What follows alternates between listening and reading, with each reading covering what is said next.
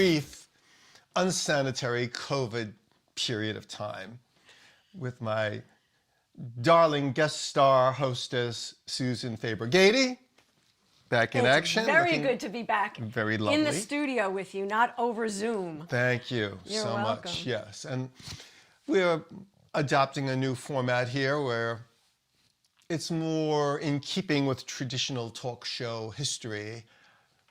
So we're going to try and catch up on pop culture, because not that there's that much to catch up on, since the world has been kind of immobilized. But we've lost a few people in the pandemic. I had nothing to do with it. You'll never prove it. Shh, I won't tell anybody. Okay, thank you. I won't tell anybody. Ronie Specter. Ronie Specter. Who,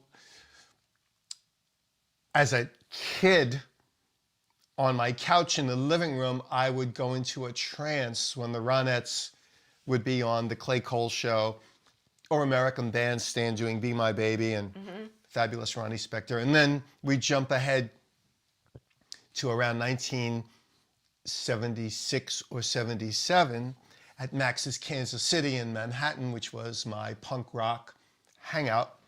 And Ronie was actually in New York cutting an album produced by Genya Raven. And in fact, my friend Cherry Vanilla's guitarist boyfriend, Louis Lepore, who's also a friend of mine, actually was playing guitar on a track called Happy Birthday Rock and Roll. And Ronie was chewing off the ear of the late Laura Dean, wife of the late Tommy Dean, who were the second owners of Max's, which we found out about from Peter Crowley when we did our Peter Crowley interview, that the Deans acquired Max's by buying the lean from Lilco and came out okay on that deal. And Laura actually has the patience of a dog in heat. And I loved Laura Dean. She was great, but she was a very impatient person. And Ronie was chewing her ear off. So she pointed at me, and I was writing for magazines. I think she told Ronie, because Ronie was trying to push this new album, that I was somebody that could do something. So suddenly Ronie Specter is at the bar, and I had had a few drinks, and suddenly she's, I don't want to say hitting on me, but it sure felt like that. And whoa. I felt very, very awkward, because I remember being the 5-year-old or 6-year-old, 7-year-old kid watching the Ronettes, and suddenly here's the lead Ronette becoming very, very friendly at the bar at Max's. So that's my Ronie Specter story. Wow. But yeah, true queen of pop music, the golden age of rock and roll, the Ronettes, God bless Ronie Specter. When I worked at Sam Goody's in the 1970s as a manager, when record sales were enormous, one of the most enormous moments at Sam Goody for me, besides the Elvis Presley thing, was Bat Out of Hell by Meatloaf, who we also lost recently. And I remembered Meatloaf. Wasn't that just like a week or two ago that he passed away? It was fairly recent. Yeah. Wow. I don't really have a death diary. Maybe I'll get one. That could be a thing.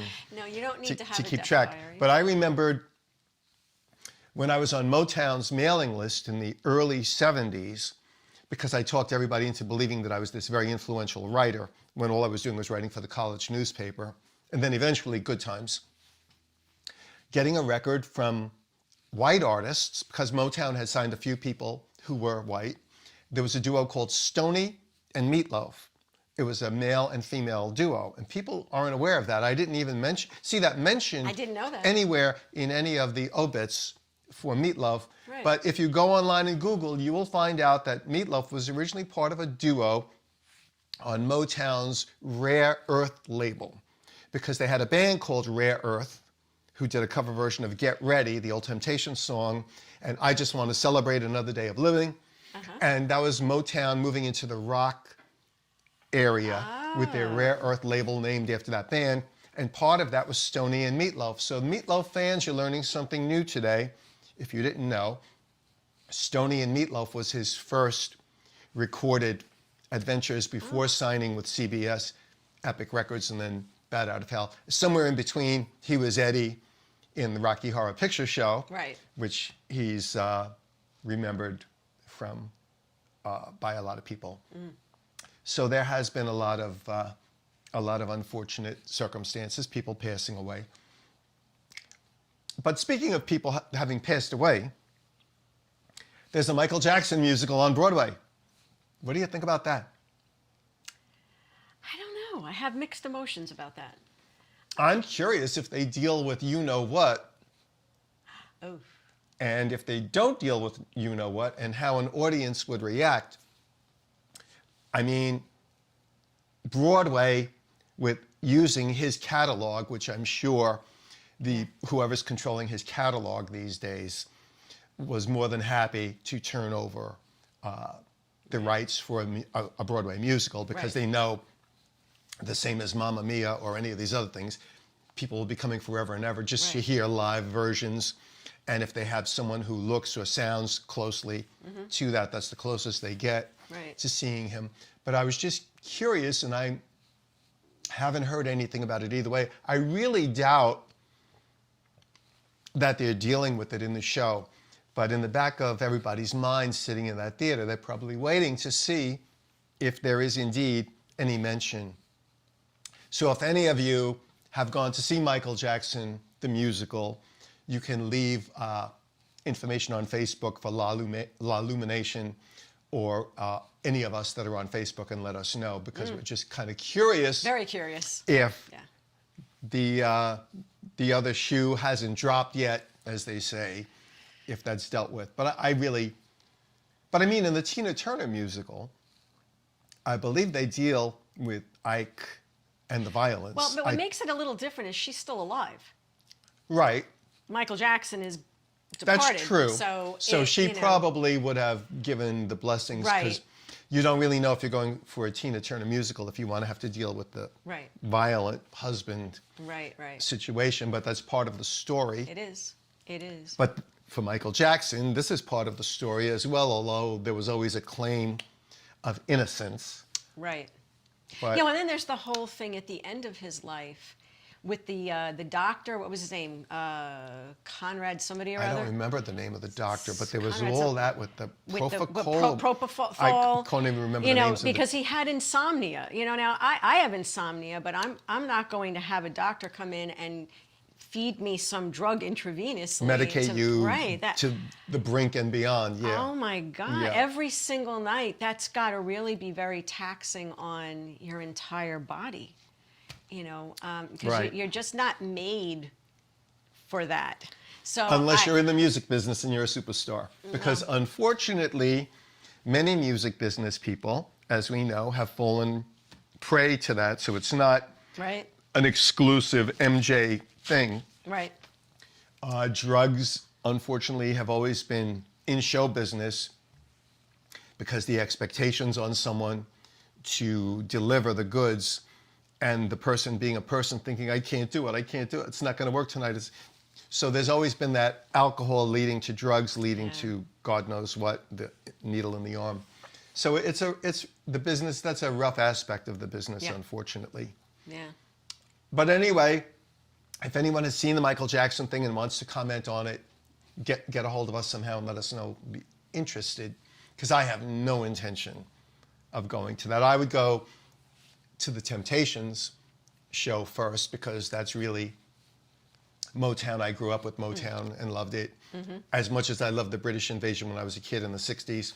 So seeing those guys doing the whole routine and those songs, I would be more prone to want to see the Temptations show on Broadway, which has been on Broadway for quite a while, so I'm assuming it's doing box office. Right, even with the pandemic. Yeah. Well, everything on Broadway was affected by the pandemic for a while, but now it's up and running. The same as the theater. I'm a huge Marvel buff, as people seem to know, and I'm a movie buff, so if there's something in the theater that a film that I'm really up on seeing, I really want to see it. In the theater, I want to see it on the screen. I went to see West Side Story, the new version, which suffered at the box office because the target audience for that is older, and they're afraid. Yeah. They're afraid. I put on a mask. I sat through it. I thought it was great. Okay. And I was deeply affected by West Side Story, again, as a kid. Right. When it was brand new in the Ronkonkoma Theater, where it's a bowling alley now. Right. So the nature of the composition of West Side Story, it just needs competent people in there. It's not that much effort because Bernstein's work speaks for itself. So, and speaking of COVID, I want the audience to know Jimmy and I are both triply vaccinated. So we're not risking anything here. I was going to say we're dateable, but she's not dateable. But I'm open to suggestions sometimes. But I have tested positive twice. I will admit. But not right now. But not right now. We are safe. And I'm never symptomatic, so I've never, it's a trend. I've always been trendy. I like to be in on whatever's happening. COVID trendy. Beatle wigs, disco, COVID. COVID. So you gotta ride the wave. Yeah. So anyway, speaking of riding the wave, someone we've spoken about in the past, Lady Gaga, has been rather prolific during the pandemic. Okay. Her team-ups with the late Tony Bennett, which I watch Stephen Colbert every night. And every night lately, when they have a commercial break, there's like a 2-second clip of Gaga hugging Tony Bennett, and then it goes into a regular commercial. I'm thinking about putting it up online. I don't think they're even aware of that from when they had the TV special of the two of them together, which I loved. I thought was brilliant. It's so sad what's happened to him. Oh my God. But I saw one of the news outlets did a kind of a special on him. And I forget who the journalist was that went to Tony Bennett's home. And he was trying to have a conversation with him. He was totally not responsive. But then dementia. But then his pianist sat at the piano and started playing one of Tony's tunes, and Tony sprung to life and performed that song like you'd never know anything was wrong. Because music functions separately, and as some people know, as you well know, and some people know, I am in the healthcare business as well as the show business and specialize in dementia. And we found out that people that don't know their own name, where they are, how old they are, will immediately respond to a song they know and sing every word of the song. And as soon as the song is over, they turn go back off into again. The dementia. And music as a medicinal thing, as a magical thing, goes back to the dawn of time and the cave people dancing around, and then the tribes with the witch doctor, and it's all music related, and it's a powerful weapon. It is. Music is a spiritual adjunct while we're still in physical form. And it stimulates the emotion, the emotion center of your brain too. Music is medicinal. Yeah, it is. Music is medicine. It is. And it has kept me young and beautiful Me beyond too. my 900 years of existence. But anyway, so Gaga with Tony Bennett, but also Gaga Gucci, which is one of the films that I did go to the theater to see. Okay. And she's between Star is Born, which I guess you eventually saw, and this. She is an actress. There is no debating the fact she has acting talent for sure. that she is an actress. We're all actors. We spoke about something like that earlier before we started. We did. Everybody is an actor, but she is an award-winning actor, and House of Gucci was just an incredible film, the type of thing that should be seen in the theater. Speaking of films, a Z100 film is about to appear on video on demand. I don't know exactly what that means. Originally, there was going to be a theatrical gathering, even though COVID was happening already, I guess for the premiere, but it seems like that's just not happening. I don't know why, because films are in the theaters, but Z100, because there was a film about WLIR, I think, or WDRE, about the station itself, the inspiration arose for the return of Top 40 to New York. after it had been declared dead and gone. When 77 WABC Yep. stopped playing music Right. in 79 or 80 after falling into an adult contemporary lapse where all they were playing was housewife ballads. And they actually had stopped playing when they were still on the air. The #1 single in America was a song called Black Betty. Woo, Black Betty, wham, ba-lam, woo, Black Betty, by, I forget what the name, Ram Jam, I think was the name. I don't remember that at all. And Well, that's because you're in New York, and they were. I used to listen to WABC They didn't radio. play it. Oh, they didn't? It was Oh, number okay. 1 on the Billboard chart. It was a great rock record. They wouldn't play it. They wouldn't play We Got the Beat by the Go-Go's. Wow. They had gone to a... Well, That one I remember. They had a format that they went to called adult contemporary. Right. Meaning one step away from elevator music. One step away from milquetoast. They thought it was over. Yeah. They were over because people used to listen to WABC. When I was a kid, I would hear Strangers in the Night by Frank Sinatra. If it went to #1 on the singles chart, they played it. And the Supremes would follow, and then the Rolling Stones would follow, and then there'd be like another middle-of-the-road thing, but they played all the hits. Right. Hit radio works. Right. When it was announced that Z100 was coming to New York, Scott Shannon had been in Florida at the time and had done stuff out in the Midwest and was a radio guy. And wound up in New York, and in their first ratings book, they were at the very bottom. They were like, if there was 30 stations or 35, they were like number 35. And he did this whole campaign. We're going to go from worst to first. We can't do this. New York is a hits-driven town. Come on, come on, come on. I was the only person in New York writing at the time who came out in support, said it was going to happen. Said it would work. The dailies, that was like friends of mine who were in the music industry. Oh, New York is an urban market now. That's never going to fly anymore. I said, hit music is always going to fly. Hit music is always going to fly. It's going to work. And I was in print discussing it. I sent them copies, and I was on the air for the early version of the Z Morning Zoo, which was Scott at that time with Ross Britton, Claire Stevens, and Mr. Leonard, and that whole troupe. And they did indeed go, in one ratings period, from 39 or whatever it was to #1. And Top 40 radio was then revitalized nationally because the same thing was happening nationally in terms of hit radio. They were deserting rock-oriented, up-tempo records and just playing housewife music. So the decision was made, and Z100 is still top, it's doing quite well. Yeah. Still, Elvis Duran, who was on in the afternoons back then, eventually, not at the beginning, is the morning guy now and has really done an amazing amount of things.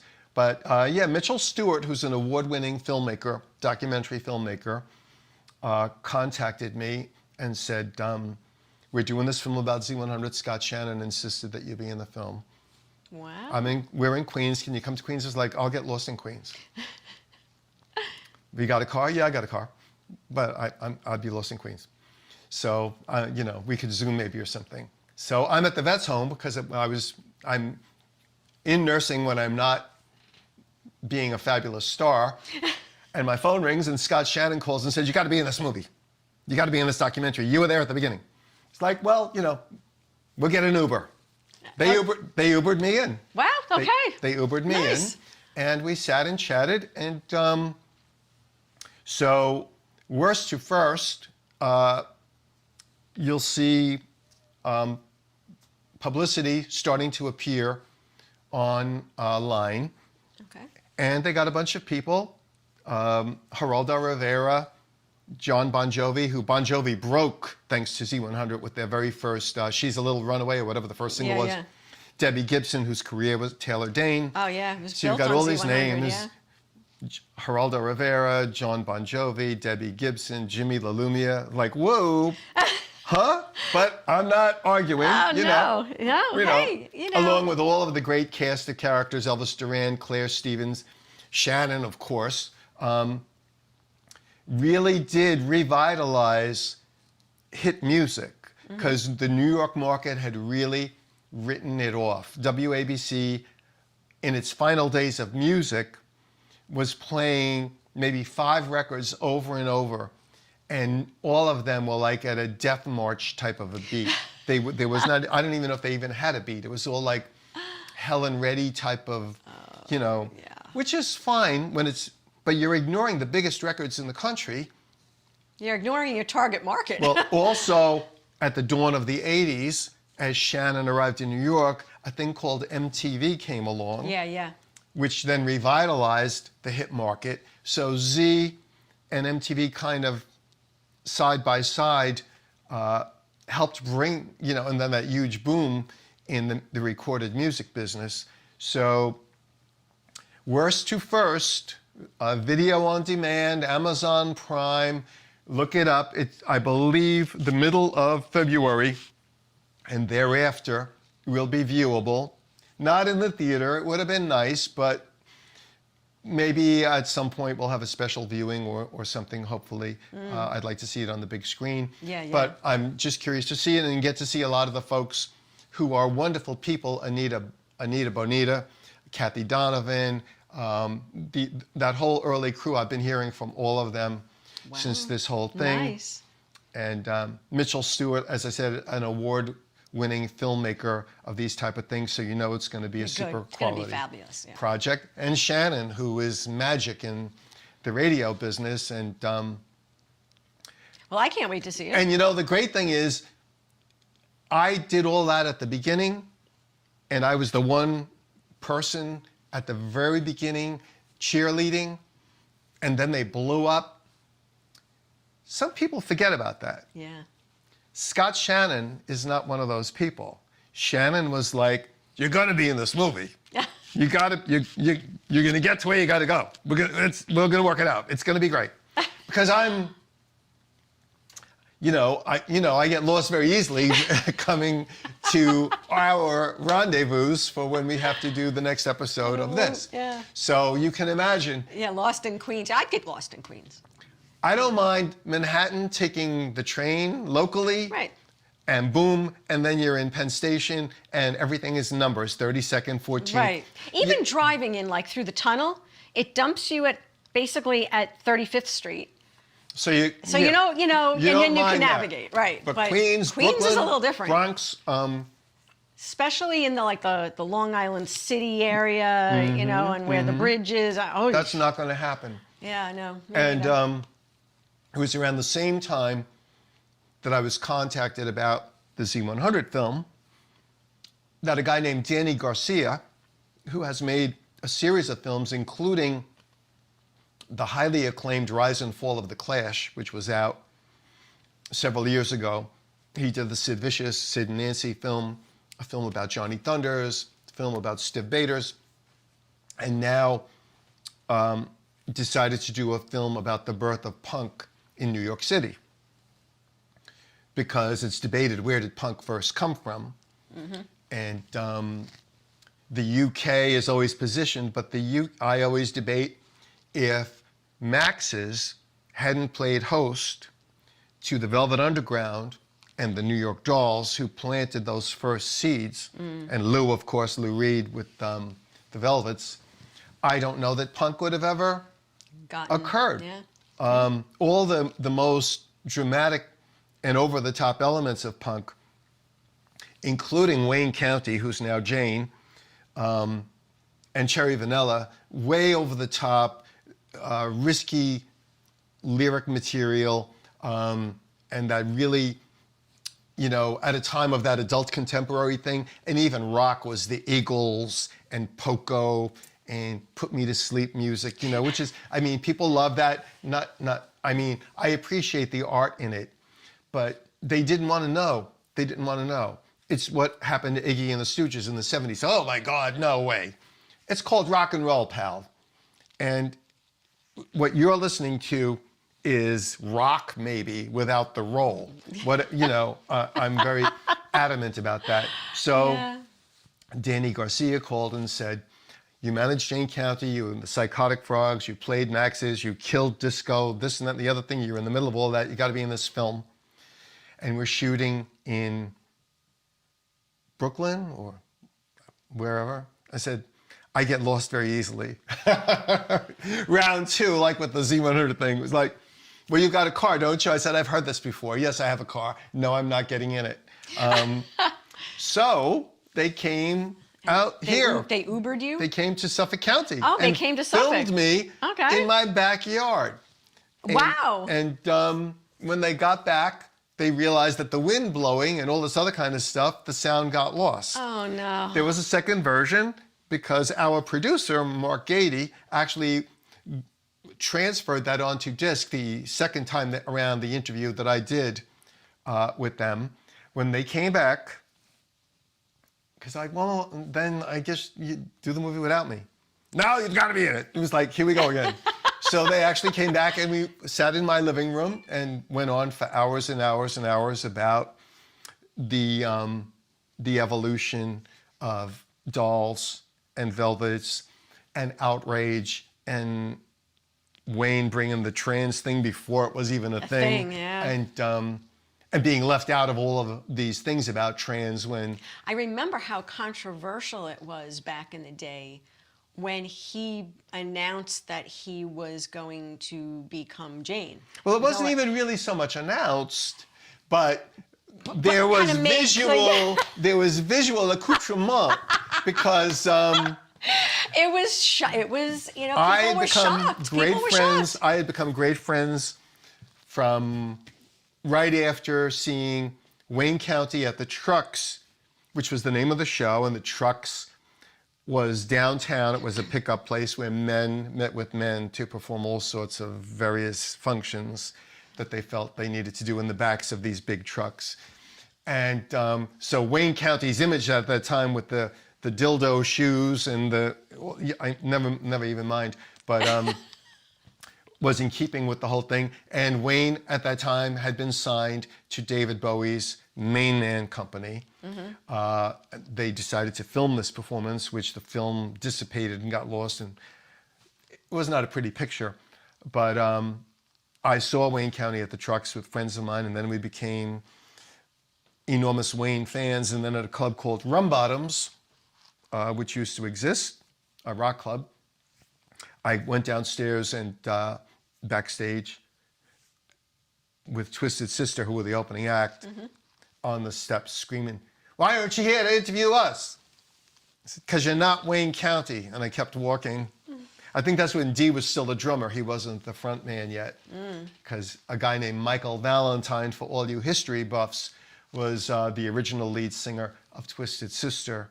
And then left to start a group called Pretty Poison, not to be confused with Pretty Poison, who was a, not Poison, but there was a Pretty Poison who during Hot 103, Hot 97, had some dance records out. It was 2 females. Oh. See, it's a very tangled web here. You have to really, I store all this stuff like sports enthusiasts. I forgot about that Pretty Poison. There was, Pretty Poison was the girls. I forget what their song was. They were on...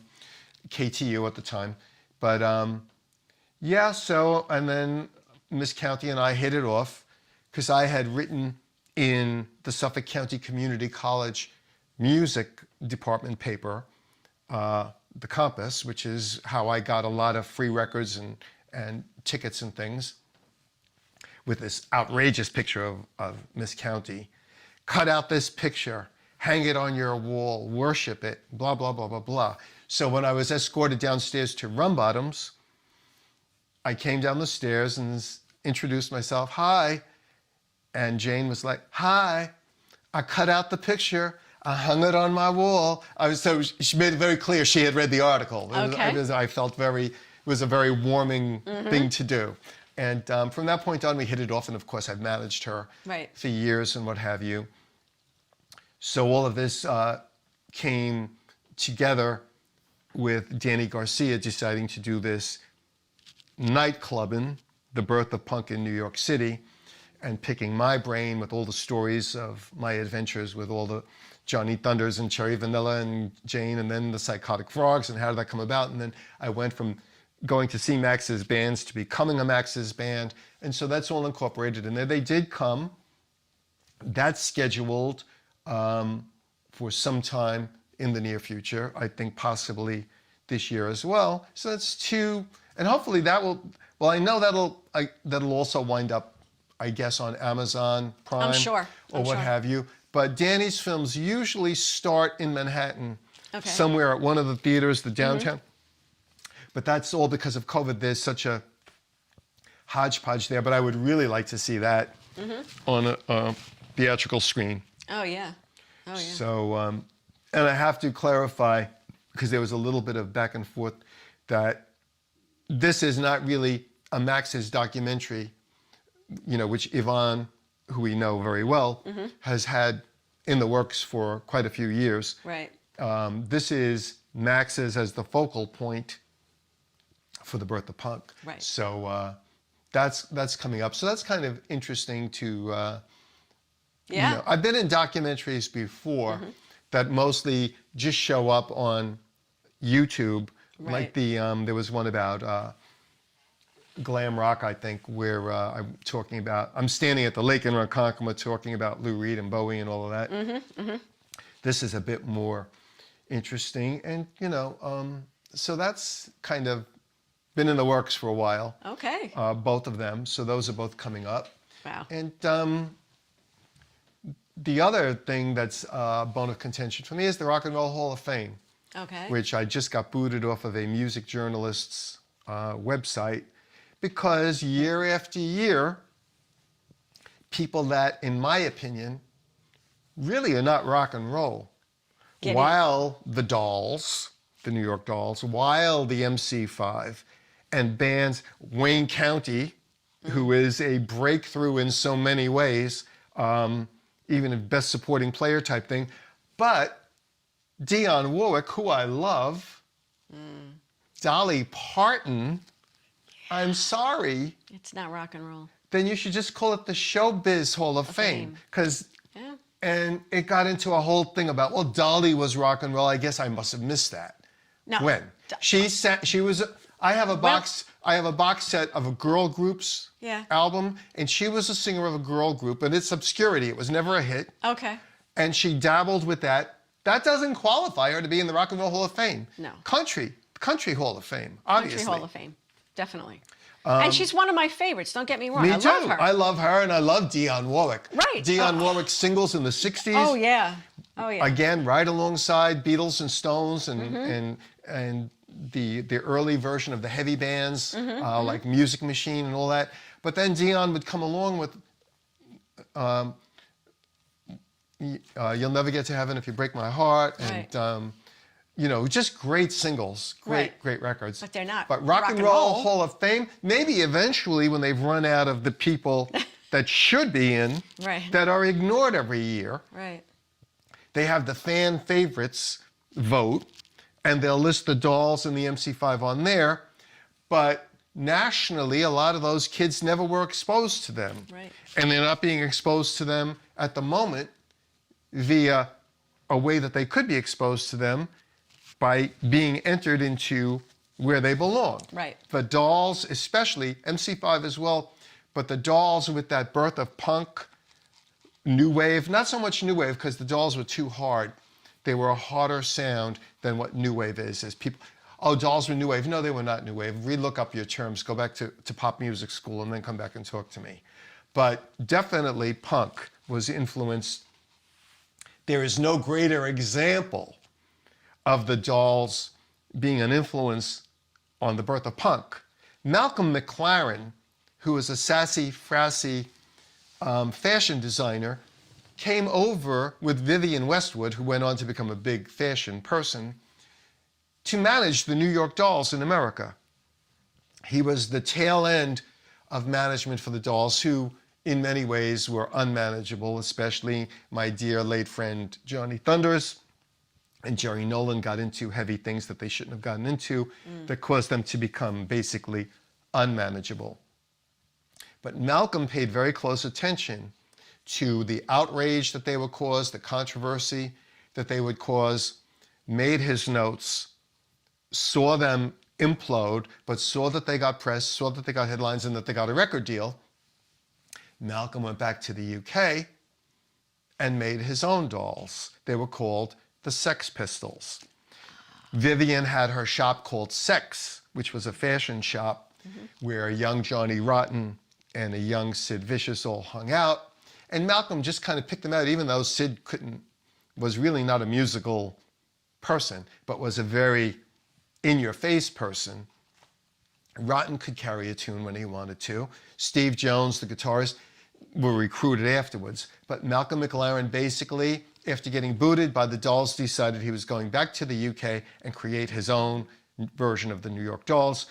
Sex Pistols at that point, just as that scene was coming together, and Johnny Thunders and the Heartbreakers had gone to the UK, Cherry Vanilla went to the UK, where Miles Copeland hitched a ride for his brother's band, The Police, by having them as Vanilla's opening act, and then coming back out as her bass player, Sting, and drummer, because all she had with her was her boyfriend, Louis, on guitar, and Zecca on keyboards. So there was this whole coalescing of the New York scene bleeding over into the UK, because Miles Copeland came and recruited Vanilla and County to go to England and arranged everything with Peter Crowley in terms of Miss County. That all belongs in the Rock and Roll Hall of Fame. Those are pivotal things, and the Dolls influencing the Sex Pistols, being responsible for the Sex Pistols, who are in the Rock and Roll Hall of Fame, way ahead of the Dolls even being considered, except on this yearly fan vote, which they never get. Right. I mean, they have Fela Kuti on there, whose drums, African drums record is seen as an influence. But I would think the Dolls would be in before Fela Kuti, although he probably belongs in there as well. There are other names on there. But really, Dolly Parton, I mean, let's go. She's great, not rock and roll. Yeah. And then the Rock and Roll Hall of Fame, for all of you who booted me off of the musicians' Facebook page, they don't belong. And if you think that they do belong, then maybe you should become a milk delivery person or something, because you're definitely barking up the wrong tree. You have no clue what you're talking about.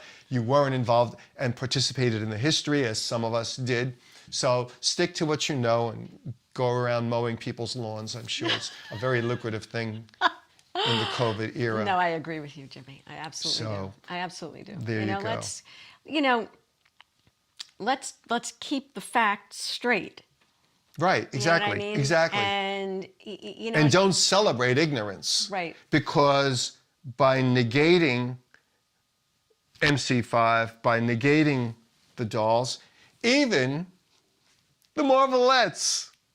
Now, Martha Reeves and the Vandellas are in there, and they belong in there. The Supremes with Diana Ross are in there. They belong in there. Berry Gordy's first #1 national record, I think probably the first #1 black performed pop record to go on the Billboard Hot 100, was Please Mr. Postman by the Marvelettes. It put Motown on the map. It was a groundbreaker. They went on to have many more wonderful, wonderful records that became big hit records. So their continued, not even showing up on the fan vote thing. They've just been like swept to the side. I don't think Gordy's being very verbal about it, because I think there was some infighting behind the scenes, but that does not alter history. That does not alter the fact that the Marvelettes should have been in a very long time ago, and they're not even discussed now, but they're talking about Dolly Parton. Then maybe the Marvelettes should be in the Country Music Hall of Fame. Maybe we should campaign for that. So, I mean, it's, welcome to showbiz. And then that begs the topic, as far as rock, does rock still exist anymore? Or who's the big hot rock band at the moment that's breaking through? There really are no rock stars in the most traditional sense of the words rock star.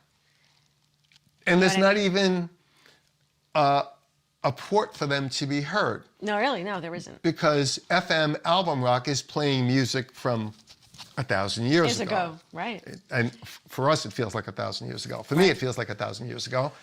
And current bands, many who come from a punk place and some who come from a speed metal place. They're not being played on there because they feel that it's not going to appease their audience. Well, you don't know what is going to appease your audience.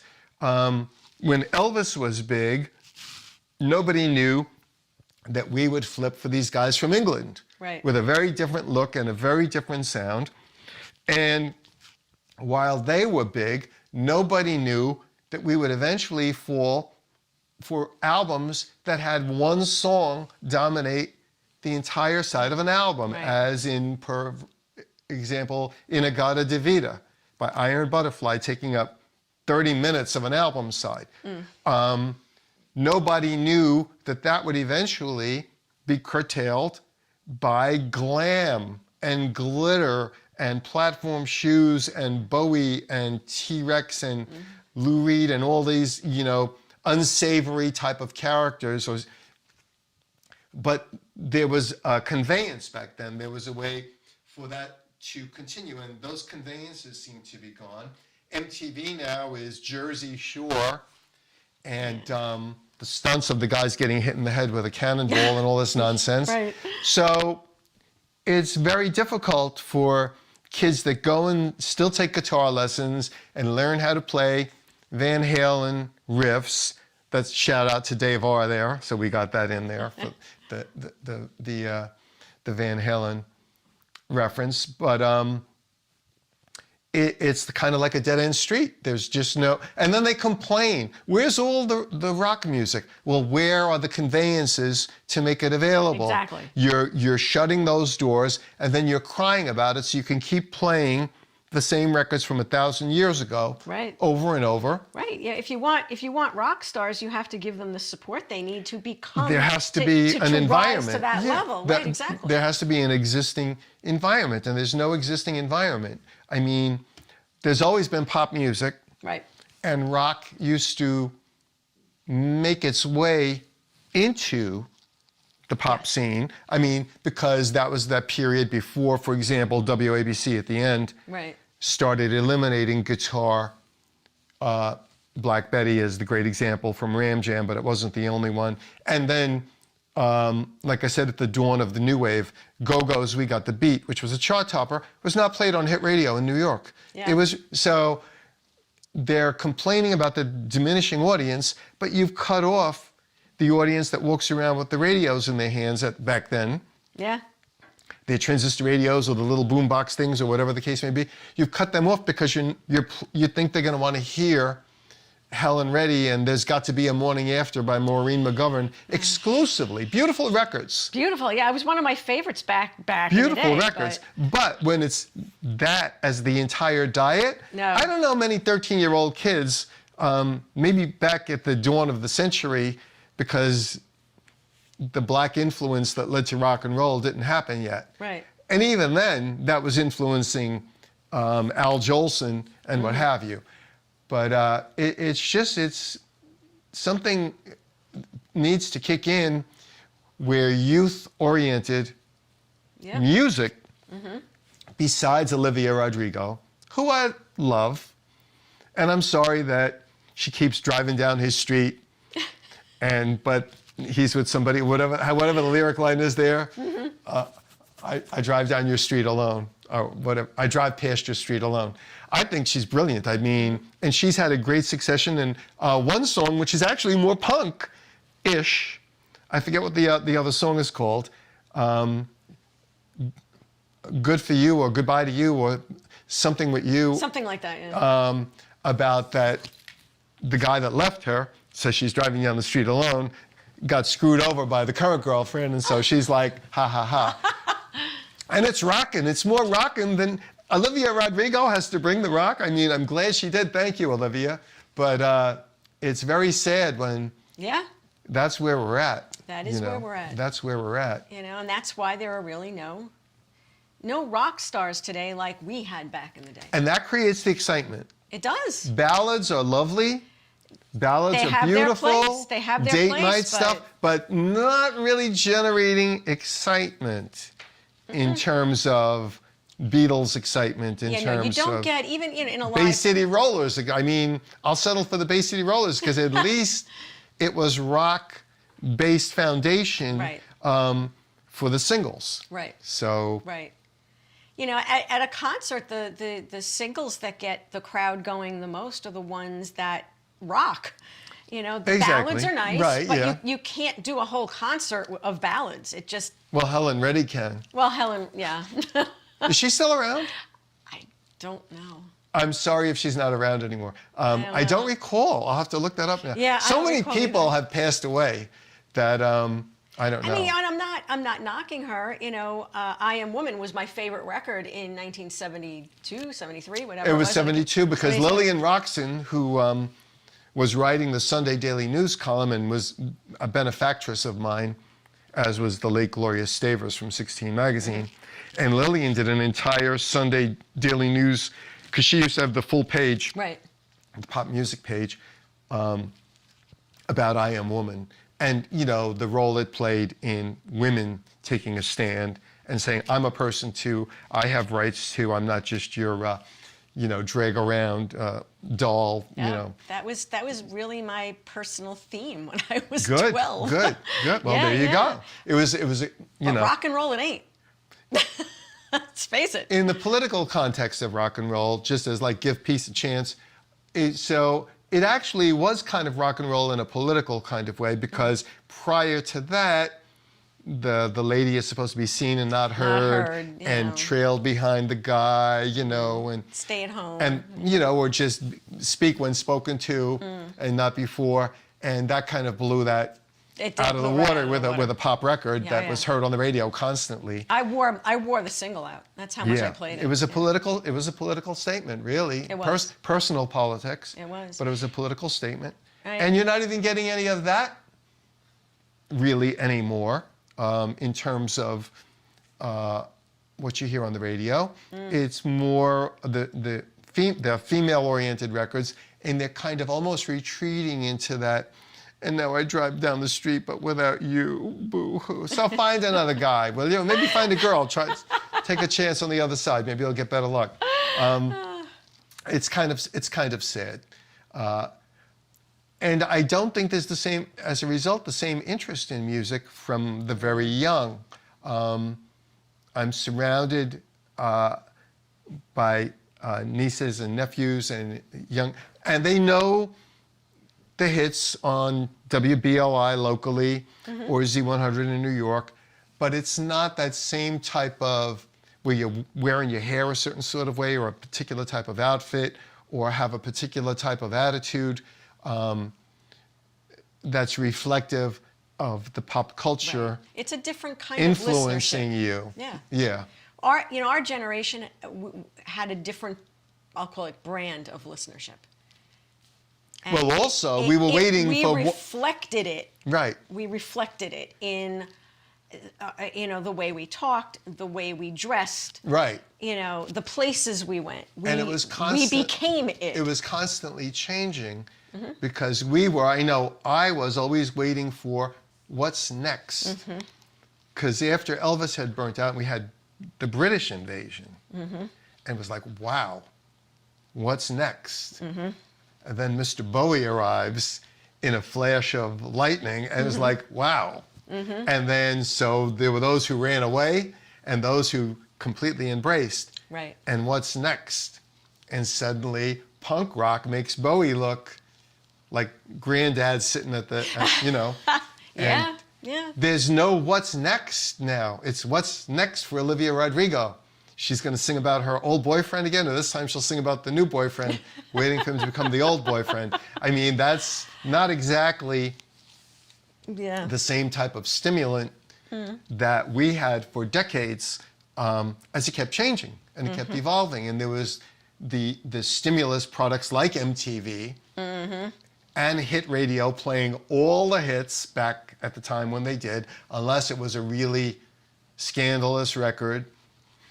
And even then we would raise an uproar, which I did with Ohio by Crosby, Stills, Nash & Young, after I had interviewed Cousin Brucey and then called, because it had become a top 10 single tin soldiers and Nixon coming. And I could understand radio, which is reliant on approval for their license from the government. Maybe not, but you could have edited maybe that line out. Yeah, the FCC rules govern everything in terrestrial radio. They were frightened, but they did play "Give Peace a Chance." They did play lots of things that were, if it was a hit, they wanted to play it. Right. Well, because except for Space Oddity by David Bowie. Because if it was a hit, then they knew people would tune in, right? And that keeps advertisers spending their dollars on that station. Well, also the kids are going to remain interested, right? And radio back then was in the car, right? So the kids are in the car and they're controlling, and so they're going to go at that point to WMCA in New York, which is I don't even think exists anymore. No. And played more newer stuff, but you couldn't really get the signal out here as well. Yeah, no. So we settled for WABC. Right. And yeah, that's when I and was so you got out of bed and you had your transistor radio in your hand. I was known for walking down the streets, and then the larger. The boombox. The boombox, and then and then the Walkman came along. Well, by that point I was. But then ABC was off the air by then, yeah. Yeah, exactly. Yeah. And then the Walkman also competed with radio. Yeah. Because you could walk around with the tunes that you wanted to hear. Right, exactly. And prior to that, prior to the cassette, prior to all of that, radio ruled because there was no alternative. Right, there was no alternative. You could stay at home and just play your records over and over. Right, and it really sparked record sales because everything that you liked that you heard on the radio, you wanted to own. You went looking for that record. You wanted a copy of it. Yeah, so that you could hear it anytime you wanted to. You didn't have to wait for the radio station to play it. And that was part of the thrill of being a music fan. Right. Did you get to the store in time to get that very last copy of that new single that and sometimes you got there and it was gone. Yep. And then that made you want it even more. When I was a kid, every Friday night, my mother would drive my brother and I to May's department store in Massapequa. They had a big record section. Right. And we would be there for a couple of hours, and we'd leave with a whole bunch of records. Every Friday night. And they'd have the chart thing there with the top 50 and, Yeah. And so you participated. You had physical objects and print and things, Right. And so of course you're drawn in more. And now they can go online, but online is not holding. It's not like when you walk in. Physicality. Right. It's not like when you walk into your bedroom and the record is sitting right there. Exactly. Right. You know what I mean? And the booklet is right there. Exactly. It requires an extra step. Now I've got to boot my computer up, and I've got to go on the website, and then I have to access that piece of content. And it's not the same enjoyment as turn the record player on, and then you check the needle and you make sure, and then if you want to play it over and over, you keep moving it back again. Yep. And it's more physical. And you're looking at the booklet, the liner, the liner notes and everything. Turning on your phone, turning on Spotify. Oh, today's kids just don't know what they missed. Mm-hmm. They really don't. Mm-hmm. Yeah. And I like the convenience of Spotify. Are we in a time zone, by the way? We're checking with our production team here. He's like... Soon. He's like, I don't know. Because without getting into politics, because as you know and as we've said in the past, we really don't get into politics. No, we don't. Except when only privately. When it's involved in music when sometimes. We're not taping this show. And one time where politics is involved in music is a current raging debate about Spotify running a podcast by someone who, it's not even political, it's actually realistic about COVID, which is what caused us to not have a show for a while. And except have over Zoom. Things to talk about for someone's saying that don't get a vaccine, don't wear a mask. I don't think that's politics. I think that's common sense. And so people like Neil Young and Joni Mitchell and various other people joining on the bandwagon have elected to say, get my music off of Spotify. I do not want to be on the same program, on the same programming. As that. And then one of my favorite things was seeing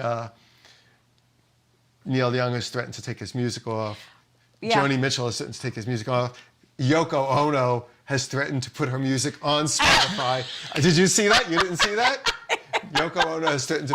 We love you, Yoko. I am a big Yoko fan, but I thought that was hysterically funny. Yeah. But, we need bigger names that are, more on the forefront of today's youth to say, I'm pulling my music off of Spotify. Let me just say this, without being political. I am, and always have been, extremely anti-censorship. Mm-hmm. Now, that's a two-way street. It is. If Joe Rogan wants to make these statements and has an audience, and they're foolish enough to listen, right, he has the right to make those statements. He doesn't have the right to incite people to go out and share the disease, but at the same time, he does have a right to express his opinion, whatever the motivation is. Because censorship is a very scary road once you start going down that road. Here's my problem with people who are against the vaccine. Kids today, babies, get something like 32 vaccinations before the age of 2. Where are you in those 32 vaccinations that you're not objecting to them? And I think the problem here is that people don't understand how this vaccine was developed. That this is the most high-tech vaccine that mankind has ever known. And the way it was made was with a computer model of the virus's DNA.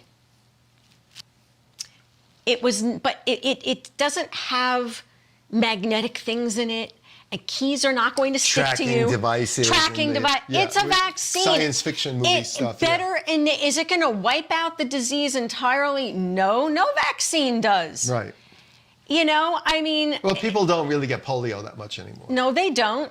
They don't get tuberculosis that much anymore, but I did. So maybe I did. Oh, wow, I didn't know. I had dormant tuberculosis back in 2006. Wow. And I think the way I got it was in 98 when my brother was hospitalized.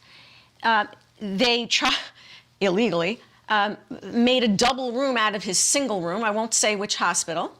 It's no longer open, and maybe we know why. And they wheeled a patient in on a gurney who had been brought over from a local prison. And he had been treated for tuberculosis. They claimed he was clean. But on his way in, they had the curtain drawn around my brother. I'm sitting by the door. So that curtain closing created a very kind of enclosed space by the door. They wheel this guy in. And he's facing me, and he lets out this cough from hell. And exposure, yeah. Yes, and it made me go like this around the curtain and say to my brother, "What's this guy got, TB?" And 8 years later, I had to have a PPD test, and it came back positive for tuberculosis. Wow. It was not active, thank God. I went to a pulmonologist. The X-ray showed it wasn't active, right. But I had to be treated for it the same way you treat someone who's actively, has the active disease. Right. So, so vaccines are not 100% effective, and you can't ever expect them to be. But what they do is, and you're a case in point, you're vaccinated, you've tested positive for COVID. Twice. Right, but you have not gotten sick, and you have not ended up in the hospital on a respirator, and that's the whole point. Right. You know what I mean? The only way life is going to get back to normal is when we don't have hundreds of thousands of people in the hospital simultaneously on respirators. Right. Making it hard for people, like a good friend of ours recently had to have 5 stents put in. He found out he had one artery was blocked 95%, one 85%, one 80%. And so they put 5 stents in him. Now, had that happened just a couple of weeks later when the real peak of the Omicron variant hit, they probably, God only knows if they wouldn't have been able to accommodate his surgery, his procedure to put those stents in. Boy, oh boy. Exactly. So come on, everybody. Let's get smart here and let's conquer this damn thing. It's really not that hard if you really, Let's do it, folks. Well, really. We're dealing with timely issues here. Timely issues. In the LaLumiNation. Are we? All right, now our producer is saying, okay, wrap it up. Well, needless to say, neither one of us are afraid to express our opinions. No. And LaLumiNation is back. It is despite back. COVID and despite all what we just talked about. And we will continue to do episodes live, because as we go forward, we will continue to get boosted if that's required. Except the episode's not live, so hold your phone calls. But we're taping live. Yes, we're not doing the episode live, so but I you don't. You can send well, us. actually, you can't call me right now anyway because we're not broadcasting live. So just never mind that. But after the show is over, you can visit us on the web at www.LaLumiNation.com, and you can send us a message through the website. And you can catch, we post our episodes on the site and also on YouTube, so you can catch us there. And find us on social media. We're not hard to find. Exactly. And compliment me on my new hairdo. It's lovely. Compliment me on my Lex Luthor Lumia. Lex Luthor Lumia. Yeah, exactly. I will get you, Superman. I'm going to escape this time. So anyway, have a great time. Watch for the Z100 film. Yes. And we'll see you next time around. We'll see you next time on LaLumiNation.